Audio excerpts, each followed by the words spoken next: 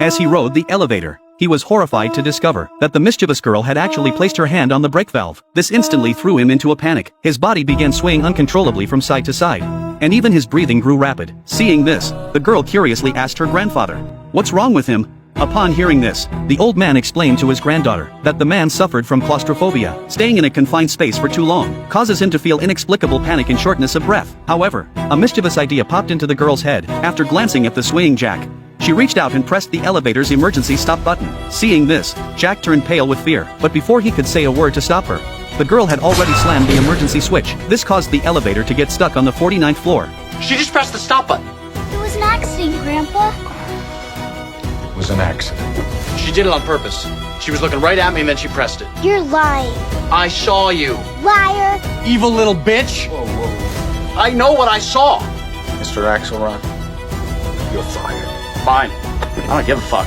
Just get me out of here. Just let me take the stairs. It turned out the old man was the company's boss, and everyone in the elevator was his employee. But when the old man tried to get the elevator moving again, he found that no matter how many times he pressed the buttons, the elevator wouldn't budge. The old man had no choice but to press the emergency call button and tell the on-duty staff lying that someone had accidentally pressed the brake valve button, causing them to get stuck on the 49th floor. He demanded they send someone immediately to fix it, but the staff replied that the emergency brake is designed to prevent the elevator from plummeting. Pressing it indiscriminately would cause the elevator to malfunction. They were helpless in this situation and could only wait for the fire department to come and rescue them. To avoid causing a public uproar, the boss apologized to everyone on behalf of his granddaughter. Out of deference to his position as the boss, the others dared not voice their anger, and could only force a smile and say it was no big deal. Some sycophants even started sucking up on the spot, saying that mischievous children would go far in life when they grew up. After speaking, they handed snacks to the little girl, as if rewarding her for her actions. Seeing this, Jack looked utterly disdainful. The only thing he wanted to do now was get out of the elevator. As time passed,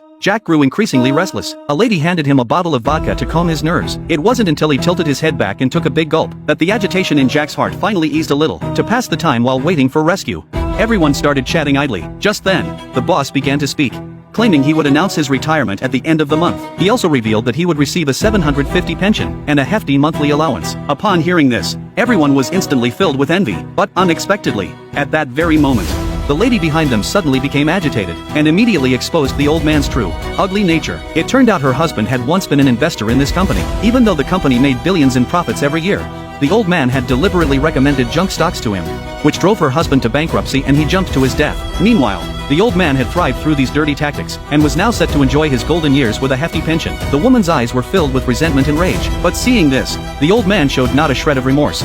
Instead, he kept making excuses for himself, claiming that investing inherently carries risks. However, the woman was so enraged that she collapsed instantly. Seeing this, the crowd rushed forward to help her up. It was only then that they realized she was suffering from an acute heart attack. The heavy-set man instinctively dialed 911, but it was already too late. Yet, the woman's final words sent a chill down the spines of everyone present. I have a bomb.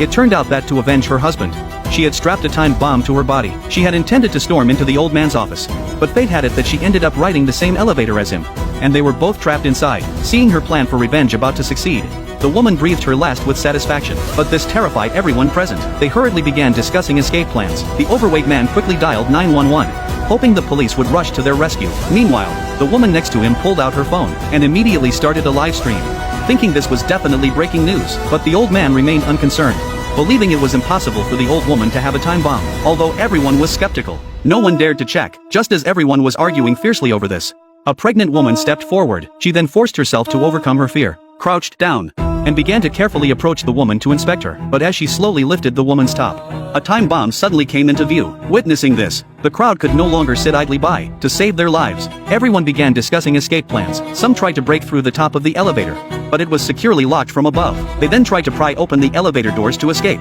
but outside was a pitch-black concrete wall. Fortunately, there was a hole at the top of the concrete wall. The man in the suit immediately came up with a good idea. He stepped on his colleague's back to get closer to the hole, intending to reach out and press the elevator button, but no matter how hard he struggled, he couldn't reach it. Just as everyone was at a loss, a woman nearby spotted the lady's cane. Believing the cane would surely make it work this time, the group pushed the elevator doors open once more, pinning all their hopes on the man in the suit. But just as the cane was about to touch the button, the bratty little girl started acting up again, frantically pressing the closed door button inside the elevator.